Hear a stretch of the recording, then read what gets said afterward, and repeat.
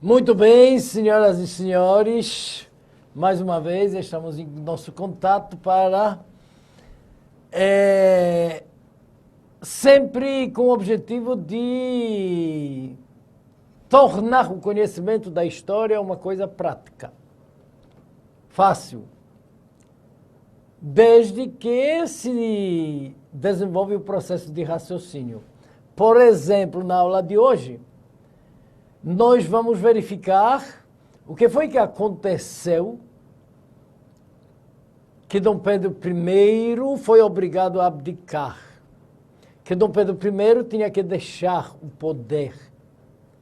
Em que circunstâncias ele se envolveu, que como um jovem rei, governou o Brasil de 1822 somente até 1830. E ele vai abdicar, depois vai voltar para Portugal, em 1834 já vai morrer. Então, era um rei jovem, com todas as possibilidades de... Só que a educação, a mentalidade, o espírito absolutista não permitia e garantia da Constituição que impôs deste absolutismo, não permitia a qualquer tipo de senso diplomático para se organizar com a sociedade brasileira para ter um êxito espetacular no seu governo. Pelo contrário, só teve conflitos e intrigas. Então, um belo dia, Dom Pedro I vai perceber que não tinha mais espaço para ele. Por quê? Ficou isolado. Ou melhor, isolaram-no. Por isso, não tinha opção, a não ser cair fora. Então, o que nós vamos verificar aqui? Claro, estamos falando do primeiro reinado e, obviamente, o declínio do primeiro reinado. Como é que isso tudo se processou? Surgiu um grave problema para Dom Pedro I, rei do Brasil, em Portugal. Porque a família de Bragança, a qual ele pertencia, obviamente, reinava o Portugal, só que, depois da Revolução do Porto, dentro de um sistema de uma monarquia constitucional, ao qual o espírito absolutista de Dom Pedro I não se curvaria diante da qual? Da monarquia constitucional. O que foi que aconteceu? Vamos acompanhar a animação aqui. Em 1826, morre Dom João VI. Sim, isso trouxe para Portugal o problema dinástico. Por quê? Como os senhores estão observando, agora olha para mim, o legítimo sucessor do trono português era Dom Pedro I, filho primogênito de Dom João VI. Só que Dom Pedro era o rei do Brasil. Então, tudo bem, ele poderia optar, deixar o Brasil e partir para Portugal para assumir a coroa. Só que os interesses eram completamente opostos. Aqui ele pintava e bordava com garantia legal constitucional absolutista. Em Portugal, ele teria que se submeter as cortes e a Constituição liberal elaborada pela burguesia portuguesa na Revolução do Porto. Não combinava com Dom Pedro. Mas Dom Pedro encontrou uma saída para essa questão sucessória em Portugal. Qual foi a saída? Voltando para a animação.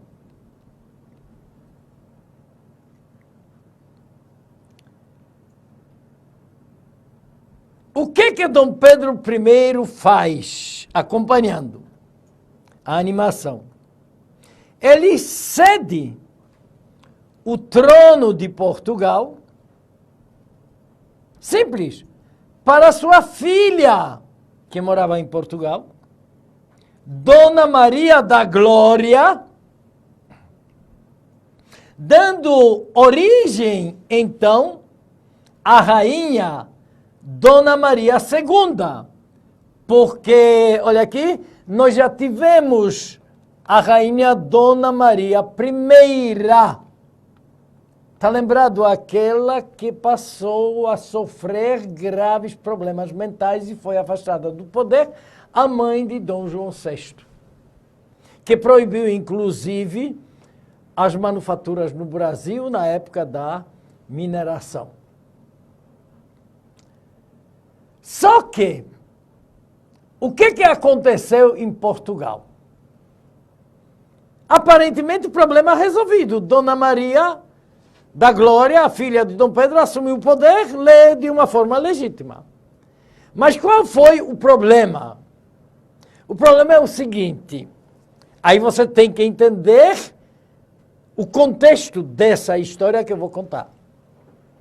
Acontece que Dom Pedro tinha um irmão, Dom Miguel. Vamos para os elementos que vão compor o contexto. Dom Miguel nunca aceitava a primogenitude legítima de Dom Pedro I. Por quê? Primeiro, quem eram os pais? Dom João e Dona Carlota, espanhola.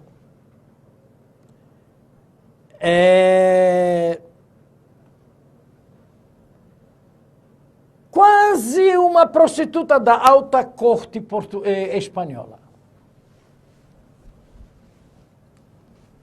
Só não era questão de remuneração. Perfeito. Mas as atitudes, sim. Ela escolhia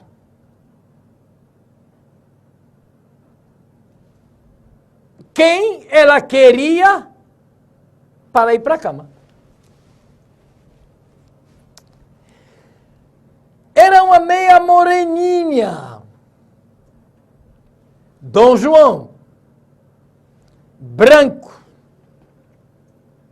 Dom Pedro, moreninho.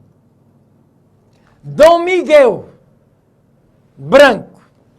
Vamos então para a lógica.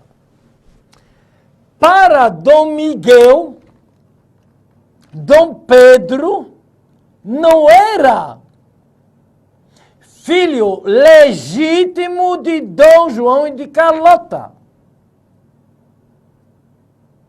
Era filho de Carlota, mas para Dom Miguel, não de Dom João. Do outro lado, como era Dom Miguel? Branco.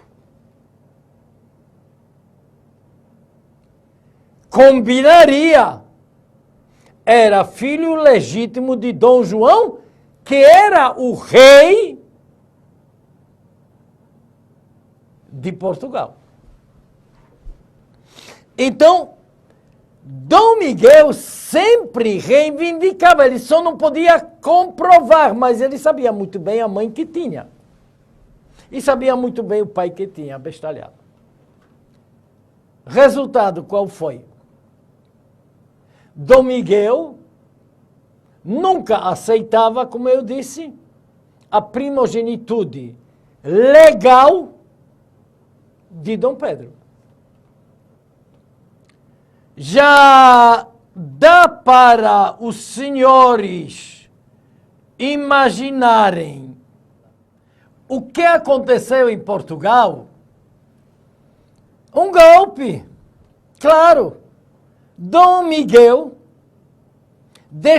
dá um golpe, destitui Dona Maria da Glória do trono, assume o poder e inclusive vai governar, como os senhores podem observar, vai governar Portugal entre 28 a 34,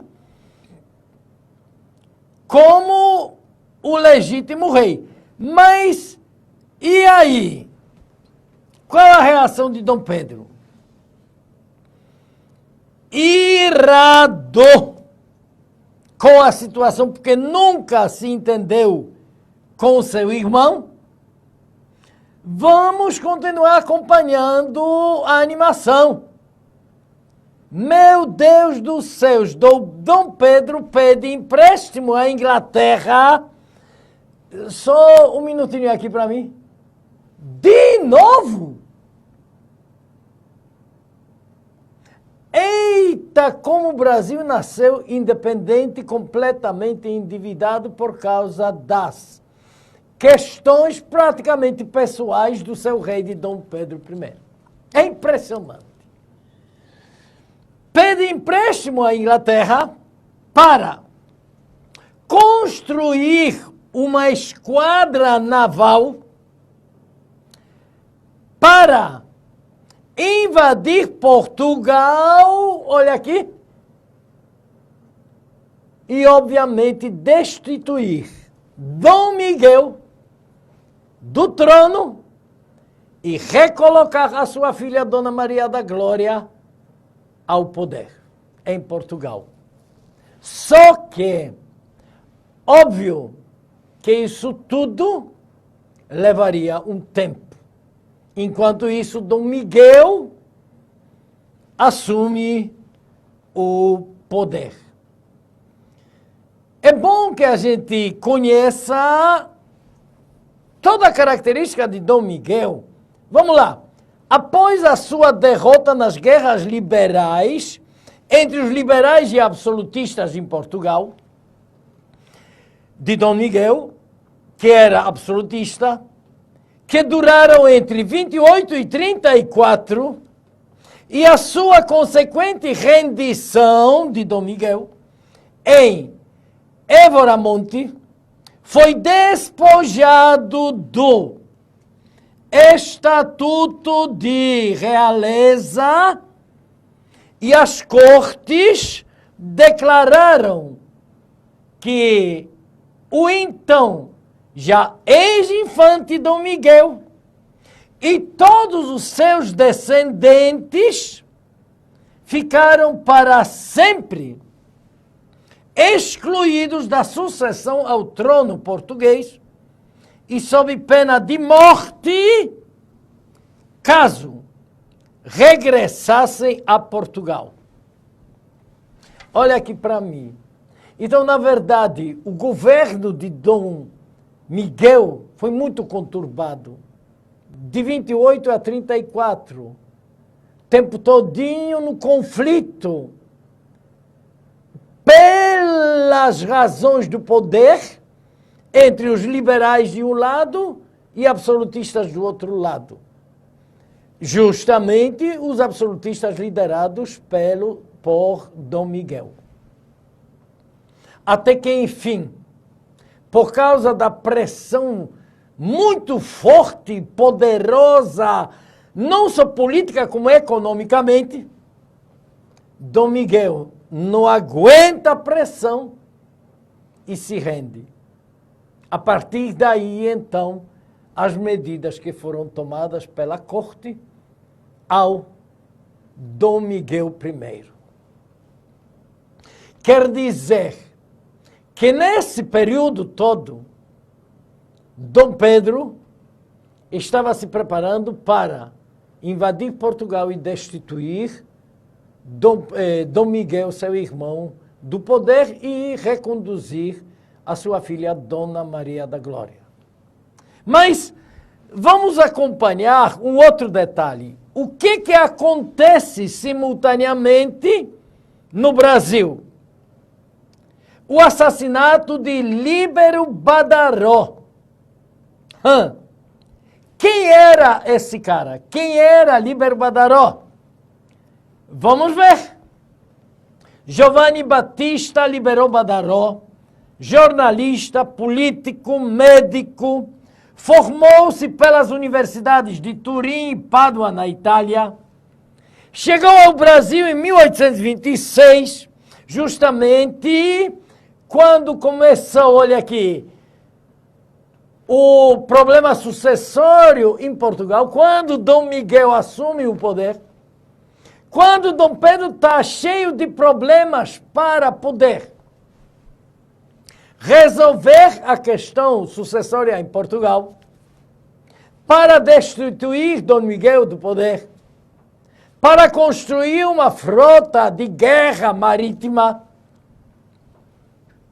No meio de tudo isso, mais uma bronca para Dom Pedro. A morte, o assassinato de Líbero Badaró. Um italiano, só que, como jornalista, super, mega, hiper respeitado, principal objetivo de Líbero Badaró, que se instalou em São Paulo, mas também em Minas Gerais, onde era super querido e respeitado. Seu principal objetivo como jornalista era fazer críticas severas ao homem Dom Pedro I e ao rei Dom Pedro I, imperador. Críticas severas do ponto de vista político do absolutismo, enquanto que o mundo já transpirava o liberalismo. Críticas da existência da monarquia no Brasil, enquanto o mundo transpirava monarquias constitucionais ou principalmente repúblicas. Críticas ao comportamento moral do rei, do marido, o comportamento imoral quanto ao alcoolismo.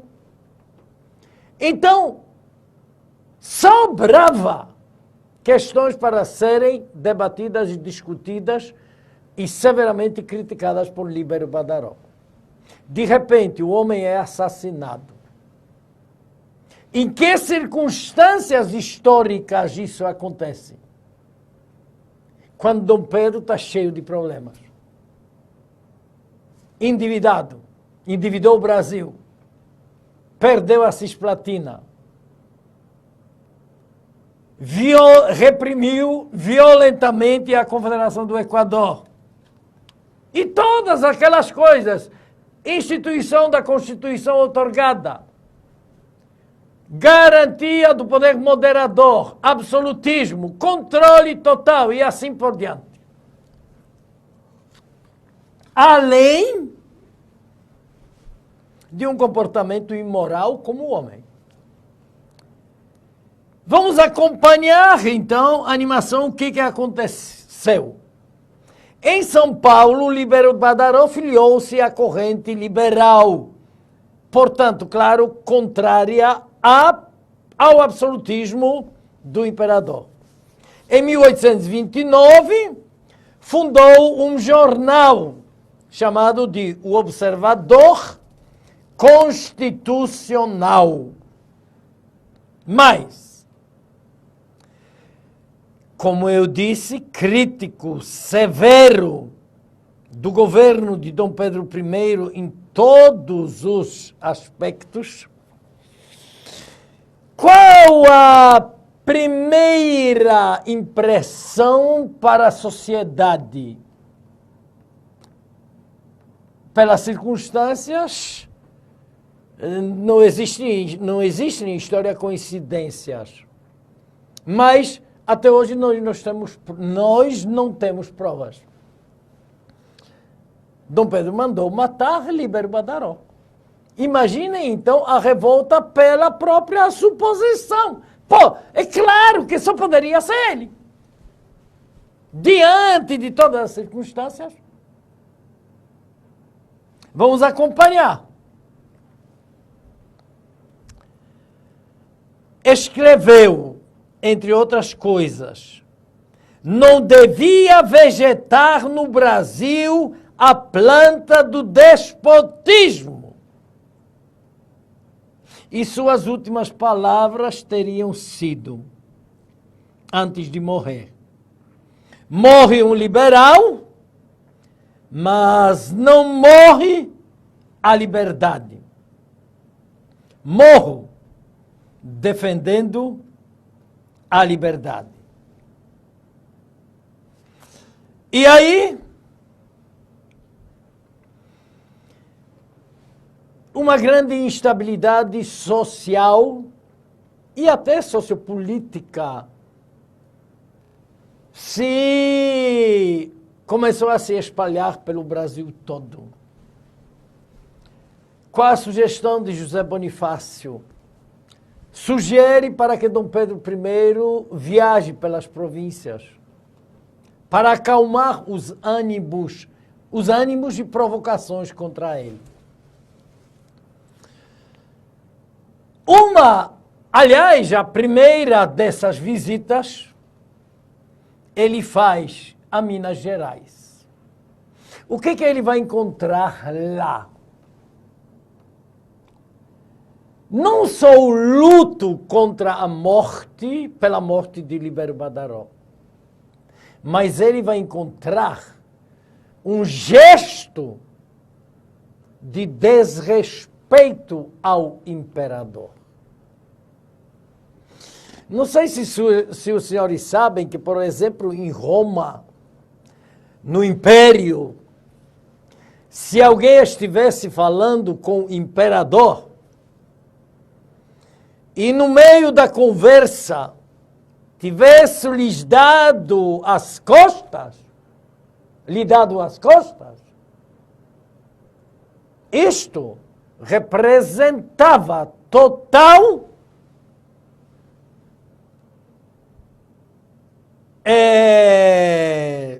negação do imperador, desrespeito ao imperador. Em Minas Gerais também existia um hábito semelhante. Vamos ver qual foi esse hábito, acompanhando. Com a situação cada vez mais radicalizada, o imperador decidiu fazer uma série de viagens pelas províncias, na tentativa de diminuir a oposição a seu governo. O primeiro destino, o Ouro Preto, em Minas Gerais, foi um verdadeiro fracasso. Dom Pedro foi hostilizado pela população da cidade, que fechava as portas em sinal de protesto quando passava a comitiva imperial. Olha para mim, justamente. Saía das calçadas, entrava para as casas e fechava as portas na cara do imperador. Isso era um gesto de terrível desrespeito ao imperador. O que vai acontecer? Apenas um complemento quanto ao Líbero Badaró. Depois do assassinato, foi sepultado no convento e na igreja do Carmo em 1830, em São Paulo. E aí, olha para cá, qual a reação de Dom Pedro? Volta, coitadinho, para o Rio de Janeiro. Porque a sua imagem já estava super, mega, hiper desgastada. E quem é que prepara essa volta de Dom Pedro para o Rio de Janeiro? A burguesia portuguesa, para salvar. Para fazer ovações na chegada de Dom Pedro. Para aplaudir, para fazer a festa. Olha, o imperador voltou. Para tentar recuperar a imagem do imperador. Só que, ao voltar para o Rio de Janeiro, acontece um episódio que entrou na história chamado de A Noite das Garrafadas. O conflito que ocorreu nas ruas do Rio de Janeiro, na volta de Minas Gerais para o Rio de Janeiro, em 1831, levou esse nome pelo fato de os brasileiros terem utilizado pedras e garrafas para atacar os portugueses que defendiam a passagem ovacional de Dom Pedro pelas avenidas do Rio de Janeiro. Observem bem aqui, Noite das Garrafadas, ápice de um conflito nas ruas do Rio de Janeiro, que se estendeu nos dias 11 a 16 de março, entre defensores e opositores do governo de Dom Pedro. De um lado estavam principalmente comerciantes portugueses que festejavam o retorno do imperador,